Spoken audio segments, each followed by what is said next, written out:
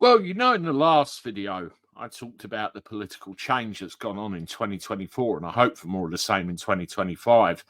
The big flag waver, the big flag bearer for this change at the moment seems to be the Reform Party, and people are joining by the masses.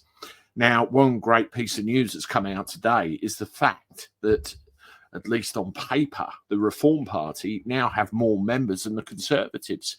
And you can see here, Nigel Farage, Reform UK, now has more members than the Conservative Party.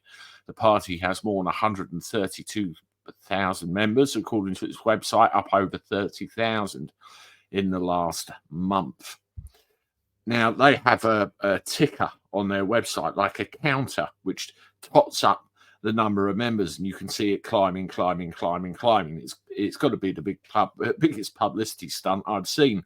Quite genius, really. It piles the pressure on, and it is a visual key to what's going on. Now, what I'd love to know is, what is the definition of a member? Is that somebody that's paid £25 to Reform, or £10 to Reform if you're younger? And if you're a member, is that what that gives you?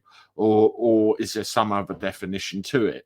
I assume this is somebody that's gone on the website, pledged their support, made a donation to Reform, gets kept in contact, and, it's all members. But regardless, the shocking thing is the reaction of the other side. Now, have a look at this tweet from Kemi Badenoch. And, she just shows a basic misunderstanding of what's what with regard to technology. Now, you can see here a tweet that was made an hour ago as of time of recording. Manipulating your own supporters at Christmas, Nigel. It's not real. It's a fake clock coded to tick up automatically. We've been watching the back end for days and can also see that they've just changed the code to link to a different site, as people point this out.